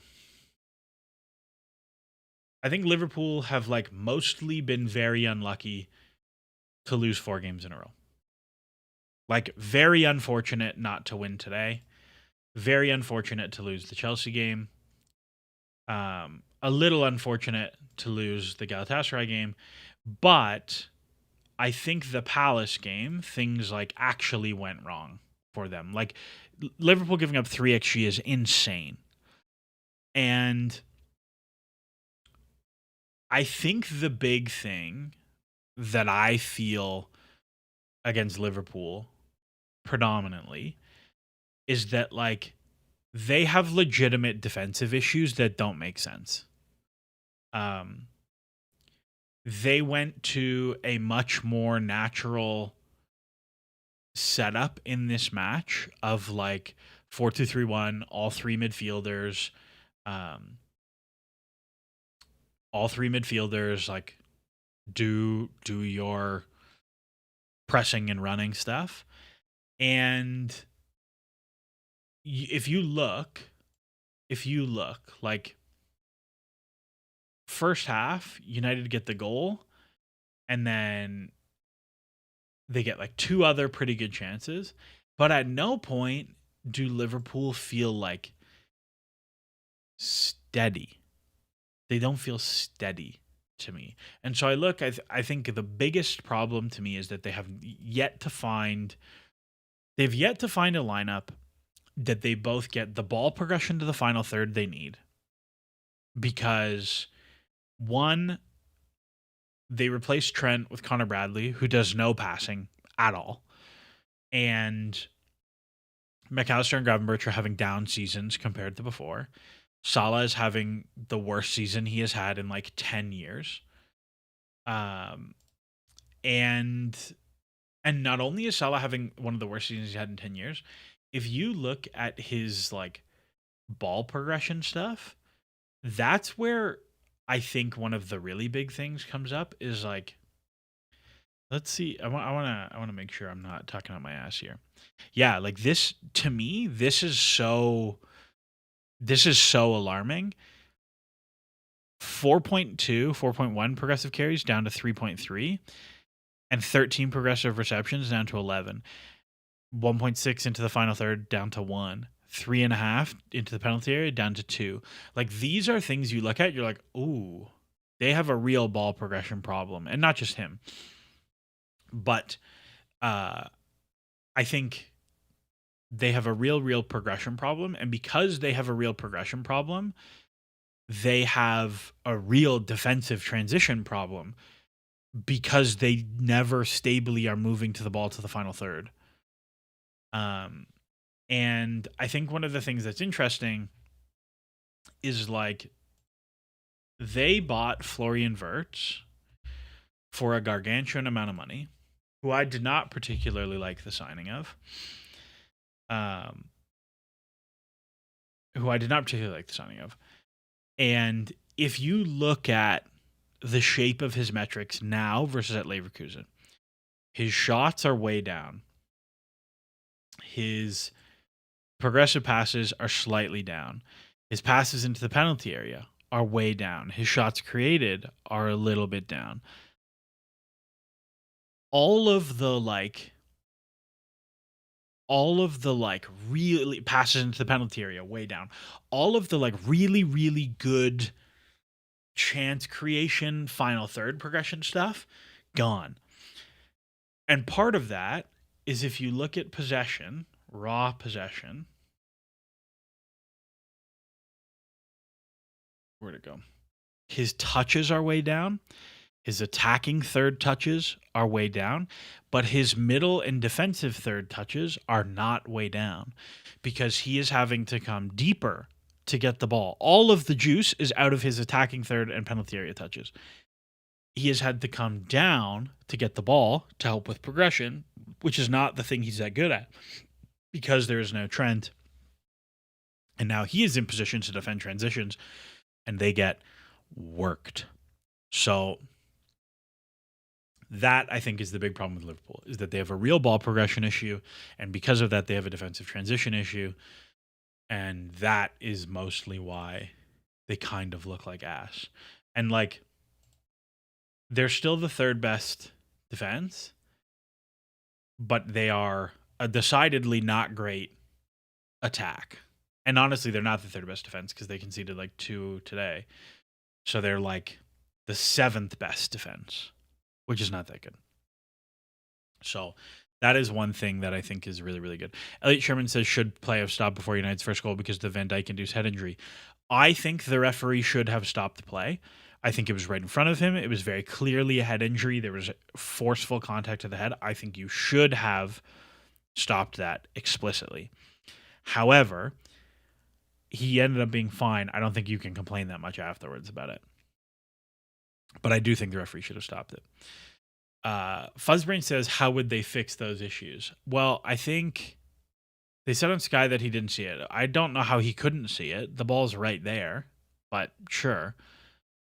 I mean, I think the only answer is he didn't see it. I don't think any ref is ignoring a serious head injury like that. In terms of how you solve it, I think the Chalobah right back thing is a legitimate solution because he's just a much better passer than Bradley. If I'm being honest, they feel like they are building a back three team. They feel one center back light of a team who is going to a 3-4-3. And they're going to play a back three, and they're going to play wing backs, and they're going to play McAllister and Gravenberch, and they're going to play three of Gakpo, Isak, Salah, Wirtz, Ekitike. And they're always going to play three of them, and they're always going to bring two of them on. That's what it feels like they're trying to do. But I don't know that that's what they're actually going to do. But yeah, and part of this is made worse by the fact that Mamardashvili is so bad with his feet. He cannot pass the ball, and it is it actually hurts when they get pressed. The other team that people want to talk about is Arsenal and say, why are Arsenal so good defensively? Arsenal, and I will be honest, I picked Arsenal to win the league. My model had Arsenal top of the league by quite a few points. The thing with Arsenal and why I like them is I think their defense carries tremendously. The thing that they do extremely well is they absolutely give up no shots, and the shots they do give up are just garbage quality. Like if you look, like where do I want? I want squad shooting. Opponent stats. Like 8 shots a game is great. Non-penalty expected goals per shot 0.07. Like they just give up nothing. They just give up nothing. And their press is so disciplined and so organized. And they have like just, by the way, you want to talk about something that's alarming in Chelsea's defense. Like, whew, that's always really good. You always really want to be top of that one. They have really good center back play, like to defend their penalty area. They're both very good in the air. They're both very good in the channel. Um, they play pretty conservative defensive lineups in terms of their fullback selections. Like, and because of that, you end up with like just real strong teams. Like it's 4 center back issues. Like they're really locked in. And then you have your midfield of like, I think Eze has been useful, but like Zubamendi and Rice are both really good. And you have a front 3 of guys who all press and run and work really hard. Like you have a coach who's really good. Their set pieces are excellent. Like I think they've got I think they're just stupid good in terms of organizationally, their triggers when to go, their connection between lines. They're so compact. They have so much range as a team when they want to go break people down. Like, look at this. They have conceded more than 1 XG once. They've conceded more than a half XG like 3 times. Like, they are just. They give up nothing bad. They give up nothing bad. The crazy thing is, like, they lost to Liverpool. Like, can you imagine if this game is the exact same, but Arsenal wins 1-0? They're so clear at the top. Like, just a very good and organized team. I think one of the things that's really interesting about this year, actually, is if you look at last season. So, this season, Arsenal are 4th top by possession, 58. And against the bad teams, they are like possession 4th top as well, 57. I want to see the previous years, or if I'm off base here. No, 58 as well. It feels to me, and maybe I'm wrong, maybe this was also true in past years, but it feels like against the worst teams, they've done a much better job controlling games with the ball. Where in past years there were many more games where they would have 38-40% of the ball, but now against these, like, they keep all of it and you get nothing. They are very good. I think they might be a little bit thin, but even then, like, I say that Havertz is out for a super long time. Norgard hasn't played at all. Lewis Skelly has hardly played. Ben White has hardly played. Martinelli's not played a ton. Odegaard injuries, Madueke injuries, and like they're just fine. No issues. They're just fine. So, good team, man. Really well coached team, and the set pieces are stupid good. Actually, a very funny thing happened yesterday. The old college team that I used to coach when I still lived in Canada won their they won their playoff quarterfinal in against like one of the best teams in the country, 1-0 with a very late set piece. And the coach of that team looks very much like Arteta. They look very similar. And he, as they're lining up to take the corner, Arsenal have scored from their corner. And then they have scored on their corner at the same time. And I was like, the universe is a simulation. What do you think about their chance creation? They scored around 2/3 of all their goals from set pieces. I think they put a tremendous amount of pressure on the box that they get a lot of set pieces. And I would be maybe a little bit concerned about. I would be more concerned if their XG was more lopsided. Like they're 5 goals from open play, 7 from corners, but they're 9 XG from open play, 4 from corners. Like, so they come out about even, but the goals have just worked out that way. So it's not something that really worries me. Like Gyökeres has been like a little bit low on his XG plus XA. What's really funny is like, I think he's like 0.4, 0.39. But I would bet that this comes up throughout the season, to be honest with you. I think he looks, the thing is like his data doesn't look good, but I watch and he looks good. Yeah, I don't know. Winning Evil says, do you not think it's easier to be defensively solid when your entire thesis of chance creation is set pieces and not taking risks with passes from open play? I mean, I don't think they're, again, I don't think their entire thesis is set pieces, and nor do I think they don't take risks. I think they are pretty conservative. They have a pretty conservative risk profile. And like, do I think they will have a stretch where they draw a couple games they shouldn't draw? Probably. But the reality is like, just don't lose. I think defensively they're so good. I don't think there's a ton of risk. What do they do so well? Federico Fellini says. So when you think about like defensive ideas, I think they have a very, very, very, very good blend of zonal and man principles where Chelsea are often 2 man-to-man, and the like parts where you have to swap, right? Where there's a handoff. Like we've talked about this before with John McKenzie and with a few other people. Like Cucurella has a really big jump to manage the man-to-man portion for Chelsea. Things like that are very exploitable.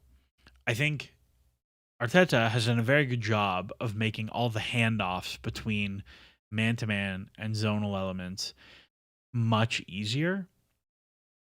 And I think he has struck a really good balance of like there is like pressing for chance creation and there is pressing for like chance suppression, right? So if you think about like the 2 outcomes for you as a pressing team, one is you are trying to press to get chances for you to score in transition, or you are pressing as a primarily defensive technique to get the ball back, but like it's not about the chances you get. So you think like Liverpool under Klopp were a team who pressed for chance creation.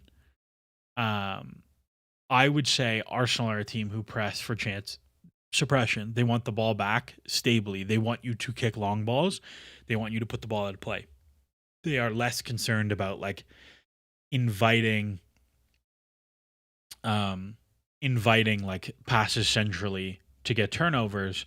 They want you to go wide and lock you against the sideline and keep you there. And I think it works for them. And I think they will score just enough for it to be worthwhile. I think they're really good, man. I think they're a very, very, very good team. Wasa wants me to look at a red.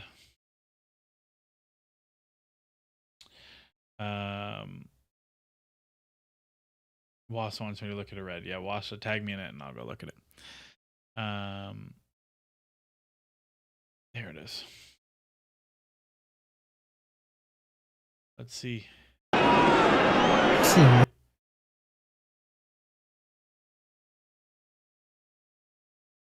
I don't see it. I don't get it.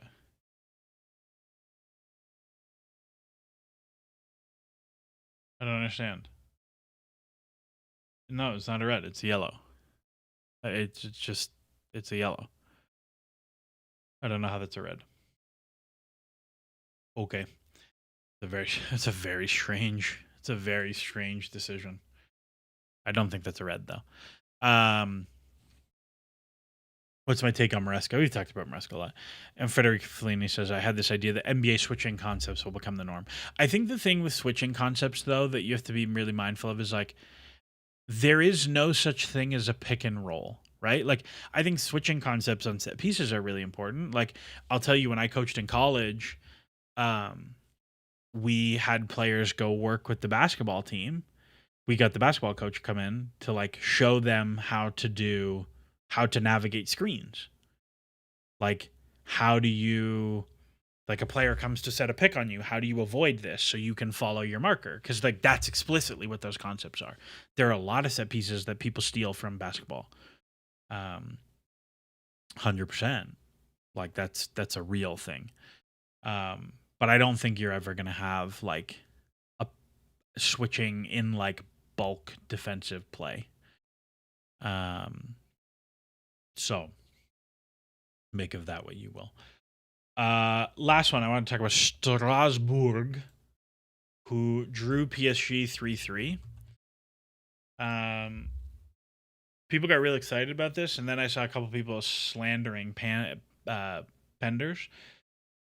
My main two takeaways from the extended highlights that I watched, I did not watch the full game, is the last stream we did, which was 2 weeks ago or maybe 3 weeks ago. I said, I think come the summer, we might look at Panicelli and be like, actually, I'd rather him than Amiga. Like, the guy is huge. He's good in the air. He attacks crosses. He runs channels. He wrestles people. 5 shots in the box. Very, very, very good. 1.3 XG. Scores 2 goals. Happy days. Like, I think there's a lot to like there with Panicelli. I think his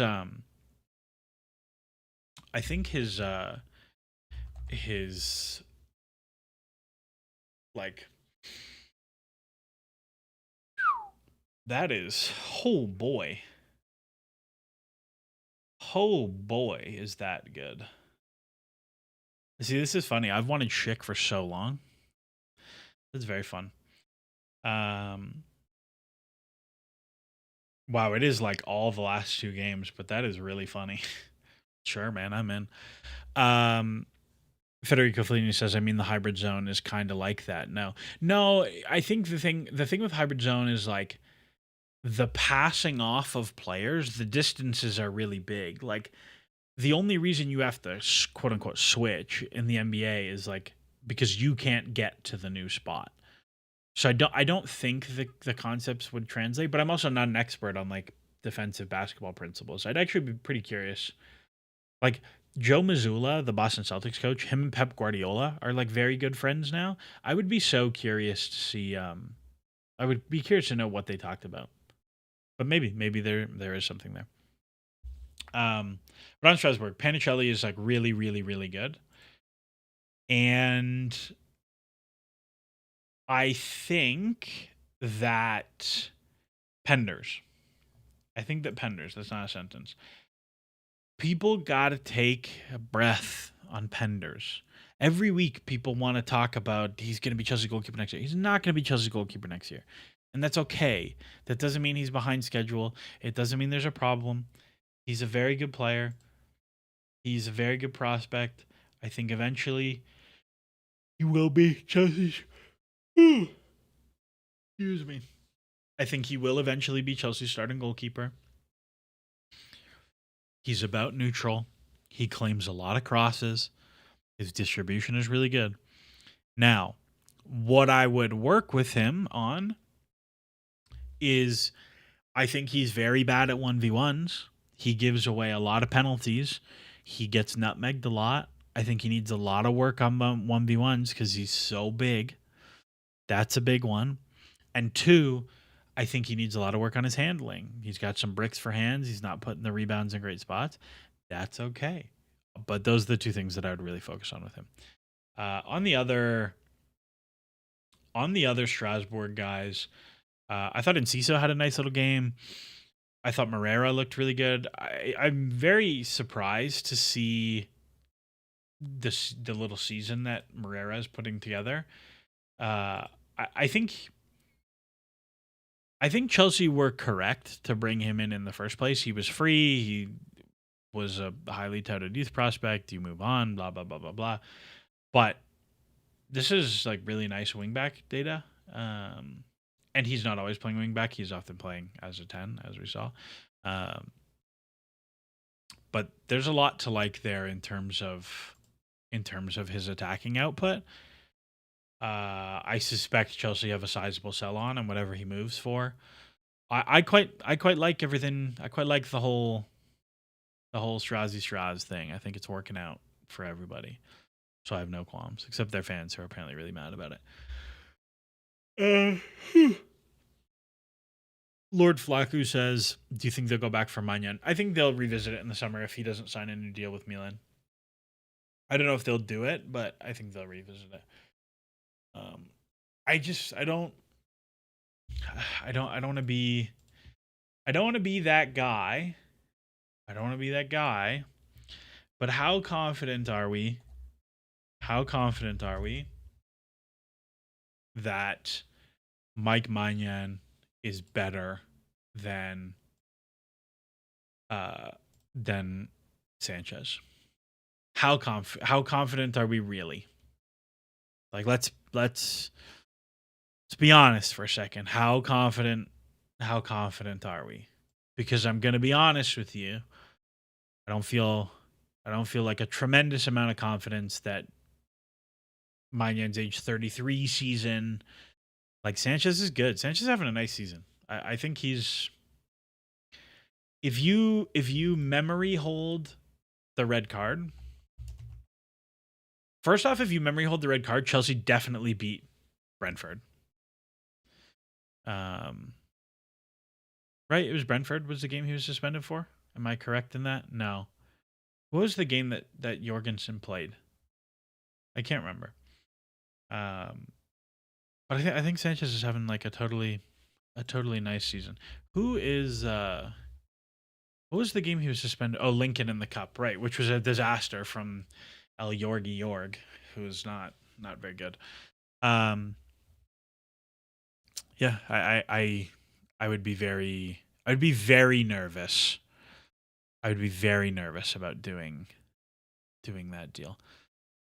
How has Pais been doing? He was nominated for Young Player of the Month. He has been fairly unproductive, but that's fine. He's another one. Give him 2 years. Like when we compare him to Esteval, right? Because they both came at 18. It's just a different planet. Like he was playing in Ecuador for a very good Ecuadorian team. Just give him some time. I would say I still maintain I don't think Pais will ever play for Chelsea. That's my take. I just don't. I think he's a good prospect that you'll make a lot of money on, but I don't think he will ever be good enough to play for Chelsea. That's kind of where I am right now. But that's give him a few years. It's fine. Give him a whole nother season in France and then see where you're at. See where you're at with all these guys. I am curious though. If you look at the bigger picture Chelsea squad of dudes, the investment cupboard is a little bit bare in terms of prospect guys. Like Asugo is probably in there. Buonanotte you don't own. Andre Santos you probably are not looking to move. I suppose Tyreek George counts. I suppose Guiu counts. I suppose Garnacho maybe counts. I don't know what's happening with Mudryk. Penders is there, but like, what is going to happen with Sarr? Is Sarr going to come in the summer? Caleb Wiley, you probably want to clear that cupboard out. Anselmino, what are you going to do with that one?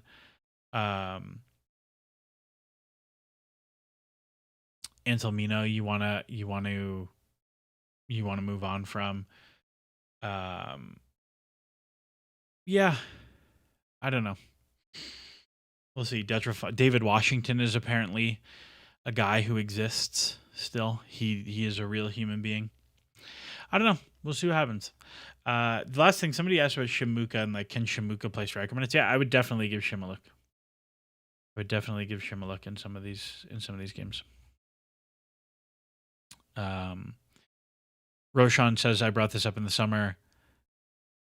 We after this upcoming summer, you won't have a ton of pure profit plays, just book profit ones. I think that's true.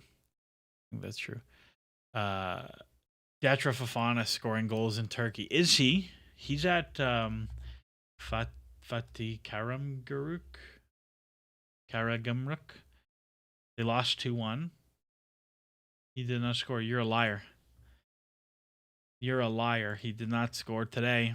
2 box shots, though. Look, again, all the time. Box shots with this guy.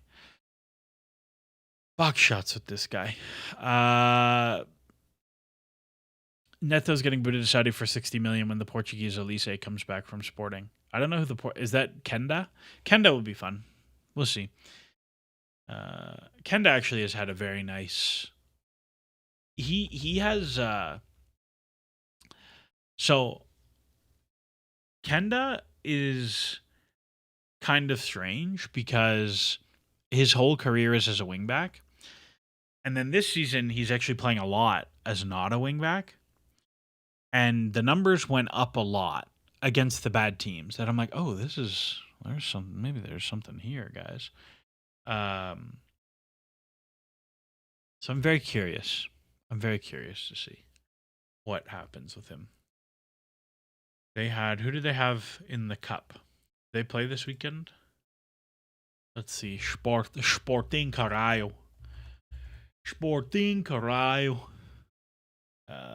They beat Passos de Ferreira, and I don't know. There's definitely no data on that. We'll see. I like Kenda. I think there's a lot to like there. Getafe got a second red. My goodness. That really is something. We'll see. We'll see what happens. Have you heard anything about our links to Udinese? No idea. All right. We're going to wrap it there. We're at 2 hours. But Ajax midweek, there will be a pod episode after the Ajax game. And then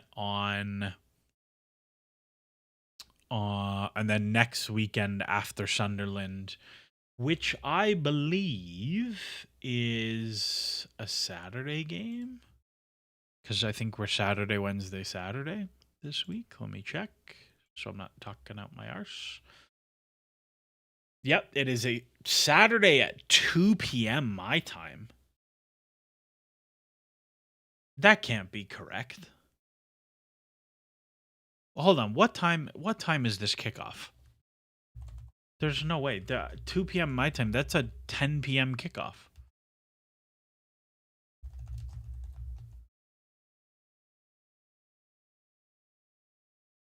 Yeah, 7 a.m. my time. Yeah, okay. Yeah, see, that's normal. It's definitely not. Mom thinks it's at 2 p.m. Sure, man. Oh, it's probably, yeah, it's a 3 p.m. UK time kickoff, but it's not doing the time zone thing. All right, cool. Imagine it was a 10 p.m. kickoff. That would be wild. HK says if you could choose one between Estevao or Kudus, who are you having? Estevao is so much better than Kudus, and it's not close. Yeah, not close. Okay. All right. So we'll be back. I'll stream Sunday morning as well. I don't know what time it'll be. It'll be the usual time, 10 o'clock Pacific, something like that. I had some stuff going on this morning. Anyways, if there's things you like, there's things you want to talk about, hit me up with a message on Twitter or whatever. If you like the podcast, like it, subscribe, leave a review. All those things help other people find it. Same with the YouTube. The usual, you know all of those things. And listen, I promise you that Romeo Lavia, I think, is just a phenomenal player. And if you ever see a tweet from me saying anything to the contrary, that he's not a phenomenal player, that it's not the real me. That's all you need to know. As always, enjoy the soccer.